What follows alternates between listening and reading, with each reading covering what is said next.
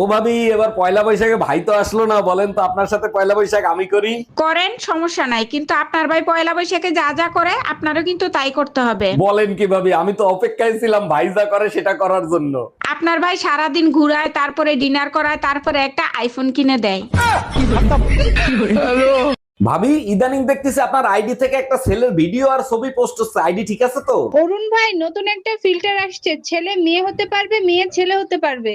বলেন কি, তাই নাকি? কই দেখি তো। আরে বাহ, তাই তো। আরে অরুণ ভাই, কি করতেছেন? ভিতরেরটা দেখাবে না, উপরেরটা দেখাবে। প্রিয়, এই তোমার ভালোবাসা, পয়লা বৈশাখে একটা পাঞ্জাবি দিলা না।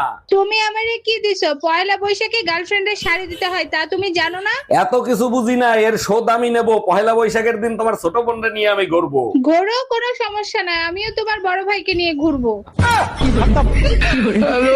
ও বাজান বিধবা ভাতার ফর্ম কি এই জায়গায় পূরণ করে? জি চাচি, আপনি ঠিক জায়গায় আসছেন। তা চাচা মারা গেছে কতদিন হয়েছে? তোমার চাচা তো বাজান এখনো মরে নাই। চাচা মারা যায় নাই, আপনি বিধবার ফর্ম পূরণ করতে আসছেন কেন?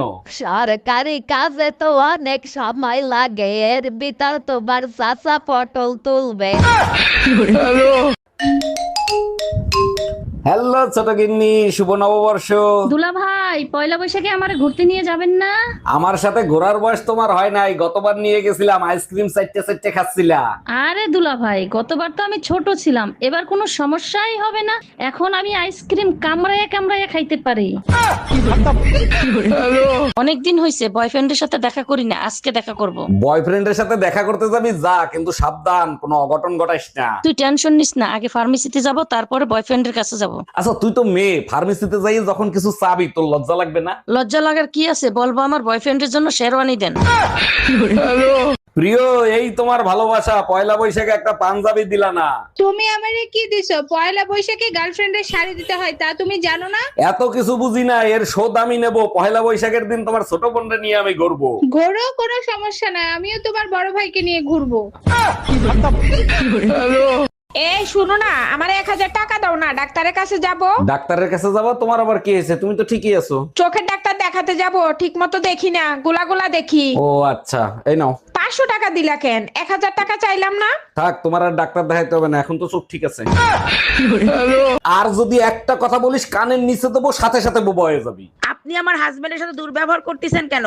আপনি জানেন বড় বড় ভিআইপিরা লাইন দিয়ে আমার হাজবেন্ডের সামনে দাঁড়ায় থাকে? বলেন কি, তাই নাকি? কেন, আপনার হাজবেন্ড কি দেশের প্রধানমন্ত্রী নাকি? কিসের প্রধানমন্ত্রী? প্রধানমন্ত্রীর কোনো বেল আছে নাকি? আমার হাজবেন্ড পেট্রোল পাম্পে চাকরি করে। ও ভাবি, এবার পয়লা বৈশাখে ভাই তো আসলো না, বলেন তো আপনার সাথে পয়লা বৈশাখ আমি করি? করেন, সমস্যা নাই, কিন্তু আপনার ভাই পয়লা বৈশাখে যা যা করে আপনারও কিন্তু তাই করতে হবে। বলেন কি ভাবি, আমি তো অপেক্ষায় ছিলাম ভাই যা করে সেটা করার জন্য। আপনার ভাই সারাদিন ঘুরায়, তারপরে ডিনার করায়, তারপরে একটা আইফোন কিনে দেয়। জি ম্যাডাম, বলেন। স্যার, আমাদের স্কুলে আপনার বাচ্চা ভর্তি করানোর জন্য আসছে। আমরা নিজেদের সন্তানের মতো করে লেখাপড়া শিখাই। তার জন্য 7 বছর আপনাকে আমার সাথে থাকতে হবে। কেন আমাকে থাকতে হবে কেন? আমি তো অবিবাহিত, আপনারে দিয়ে বাচ্চা পয়দা করব, সেই বাচ্চা আপনার স্কুলে ভর্তি করব। প্রিয়, এই তোমার ভালোবাসা, পয়লা বৈশাখে একটা পাঞ্জাবি দিলা না। তুমি আমারে কি দিছো? পয়লা বৈশাখে গার্লফ্রেন্ডের শাড়ি দিতে হয়, তা তুমি জানো না? এত কিছু বুঝি না, এর শোধ আমি নেব। পয়লা বৈশাখের দিন তোমার ছোট বোনটা নিয়ে আমি ঘুরবো। ঘোরো, কোনো সমস্যা নাই, আমিও তোমার বড় ভাইকে নিয়ে ঘুরবো। আচ্ছা শোনো, আমি সিদ্ধান্ত নিছি, আমার চোখ দুইটা দেখাবো। প্রতিদিন তো আমারই চোখ দেখাও, তাতে তোমার মন ভরে না, আবার কারে চোখ দেখাবা? ফাও কথা বইলো না, পাশের বাড়ির ভাই নাকি চোখের ডাক্তার, তারই দেখাবো।